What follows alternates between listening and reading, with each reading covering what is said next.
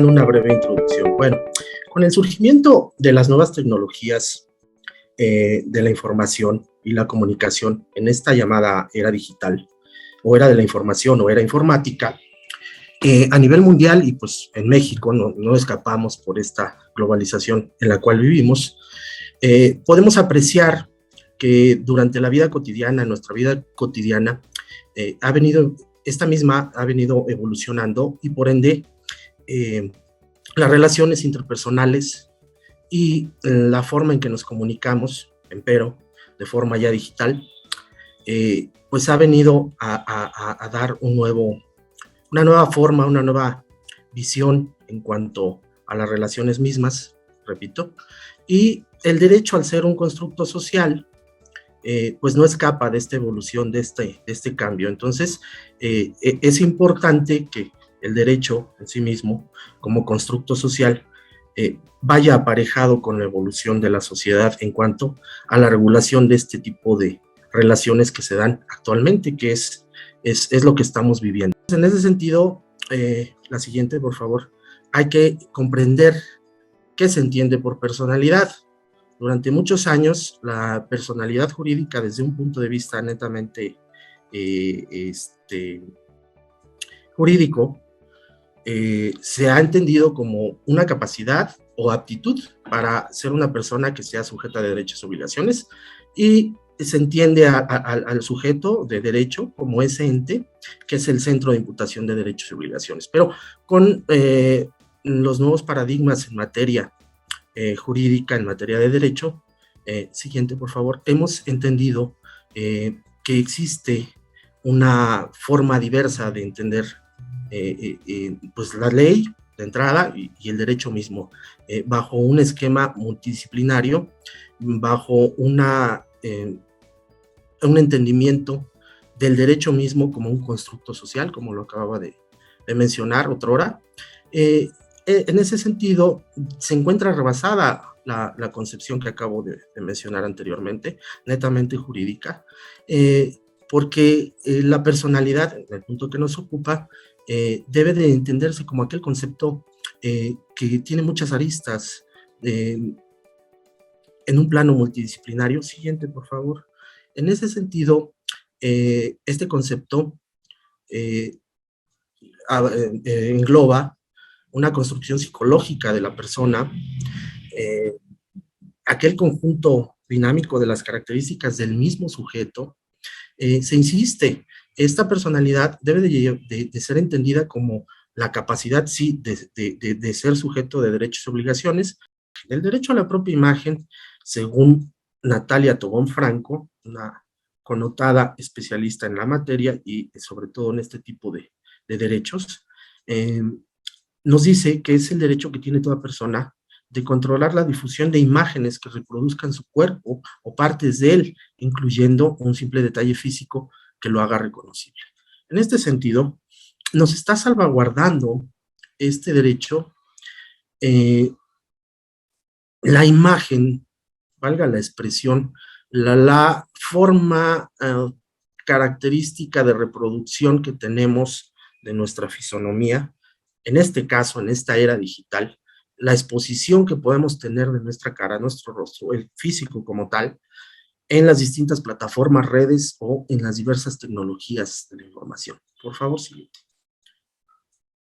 Ahora bien, en nuestra legislación local, volvemos a esta ley que acabamos de citar, aquí nos habla el artículo 16, que la imagen es la reproducción identificable de los rasgos físicos de una persona sobre cualquier soporte material. Nos da una definición de imagen, como estaba comentando. Por favor, siguiente.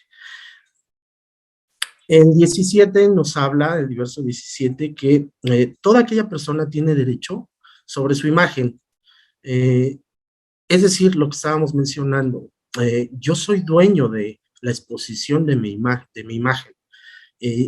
Esta apariencia sustentada en un material, en un medio, si no está soportada por una voluntad de mi parte de que sea expuesta, en síntesis, o grosso modo, en resumen, lo que se entiende por la privacidad, ¿no? O sea, lamentablemente, en esta era digital, a veces pasamos de lado la privacidad, que es sumamente importante para una estabilidad emocional incluso de las personas, ¿no? Somos muy dados a tomar fotos de lo que comemos, de dónde vamos, de lo que hacemos, y estamos dejando un poco de lado cierta privacidad. Entonces, este tipo de derechos ponen un freno en ese sentido de decir, a ver, bueno, mi vida privada es la relación con mis seres queridos, los afectos que pueda tener, la forma en que estoy dentro de un domicilio protegido, por así decirlo, del, vamos a llamarle escarnio, por decirlo de alguna forma, o de las opiniones públicas en determinado momento. Entonces, es muy interesante entender que esta privacidad, ¿a dónde la podemos encontrar? ¿Dónde en el chat? Creo que es sumamente importante, pero bueno, ahí ya es otra arista, y pues básicamente es esto, la privacidad en el derecho, ¿no? Por favor, la que sigue. Seguimos con esto. Esta intimidad se comprende de conductas y situaciones que por su contexto y por desarrollarse en un ámbito estrictamente privado no están destinadas al conocimiento de terceros. Es decir, bueno, a ver, eh, la vida cotidiana que llevo con mi pareja, la forma en que me relaciono con mis hijos, este, menores o no menores, incluso mayores de edad, la forma en que me llevo con los amigos, ¿no? Todo ese tipo de cuestiones pues forman parte de esta intimidad de la que estamos hablando, de esta vida privada que está salvaguardada por este derecho, esta figura jurídica. Por favor, siguiente. Salvaguardar los derechos de la personalidad de las personas que están expuestas a situaciones de cuestiones públicas, de vida pública, que tienen esta vida pública, gobernantes incluso.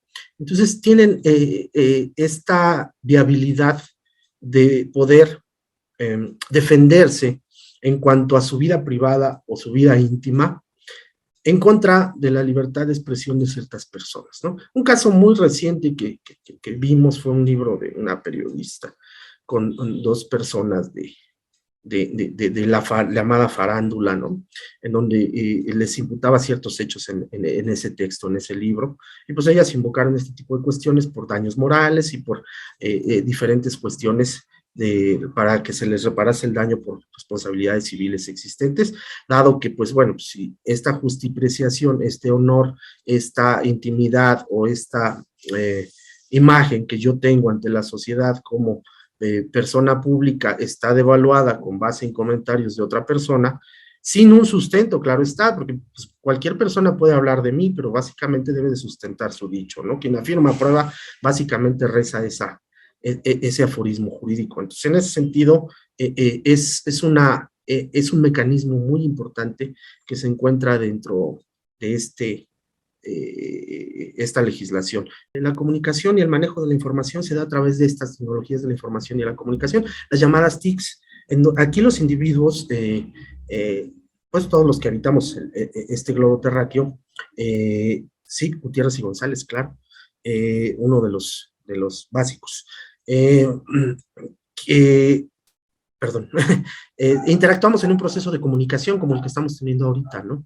Es ese proceso en donde yo envío una información, pasa por un canal y la persona que recibe vuelve a retroalimentarme con su punto de vista. Este proceso de comunicación tiene desde que el hombre es hombre, pero evidentemente con las tecnologías que existen, pues se ha venido modificando, ¿no? Entonces, ya no tenemos este tipo de era analógica, estamos en una era digital en donde todo es rápido, todo es en el momento, todo es realidad virtual, y esto también lleva incluso a realización ese es el futuro, ¿no? De actos jurídicos ya que pueden ser incluso compras, ventas de casas, ya lo existen en la materia de seguros, ya existe en materia de la banca, transferencias y demás, esto ya tiene muchísimo tiempo, pero básicamente cuestiones más importantes en cuanto a compraventas de inmuebles y demás, es el futuro, ¿no? Es a donde vamos. Ya todo se va a hacer vía digital, va a quedar en una nube y esto es muy interesante. Rapidísimo de la ley Olimpia por cuestiones también de tiempo. Que la ley Olimpia no es una ley como tal, son un conjunto de reformas que existieron a raíz de la queja y el movimiento social que pudo realizar gracias a Dios, exitosamente, esta mujer, esta joven, Olimpia Coral Melo, originaria de Puebla, quien propugnó por la salvaguarda de estos derechos, de la intimidad, de todo lo que estábamos hablando, con relación a un video que se expuso de ella en una situación íntima de sexo, ¿no? Entonces, tanto ha llegado que existen ya reformas a la Ley General, bueno, más bien la Ley General de Acceso a las Mujeres a una Vida Libre de Violencia y las reformas al Código Penal Federal para sancionar la violencia digital. Solo Morelos, Nayarit y Tabasco, creo, tengo entendido, son los únicos tres. A veces se habla de 28, pero creo que es Quintana Roo el que ya tiene esas reformas en el tintero, pero solo estos tres entidades federativas son las únicas que no han contemplado estas, Sonora, mire, qué buen apunte, son estos tres entidades federativas las que no han entrado en estas reformas para la salvaguarda de la intimidad de las mujeres en este sentido. Es maravilloso, es un tema muy, muy interesante. Por favor, la siguiente. ¿Por qué es interesante? Porque pues crea un nuevo cisma, ¿no? En esto. No quiero decir paradigma, porque los papistas en filosofía jurídica van a decir paradigma es un término que no se utiliza sin ton ni son. Pero bueno, aquí una breve descripción o una breve definición de lo que se entiende por violencia digital, ¿no? Tiene que ver evidentemente con la violencia de género, cuando se utilizan estas tecnologías de la información en plataformas, redes sociales, correos electrónicos, mensajes de texto, llamadas vía de teléfono celular, en donde se cause un daño psicológico o emocional, se refuercen prejuicios, perdón, daños a la reputación, se causen incluso pérdidas económicas, que tiene que ver con lo que nosotros estábamos hablando anteriormente, de que, bueno, pues me voy al daño moral, nada más, ¿no? 1916, en tratándose del Código Civil de aquí, y lo invoco como tal, pero bueno, a ver, espérate, pues también hay una repercusión pecuniaria, ¿no? También existe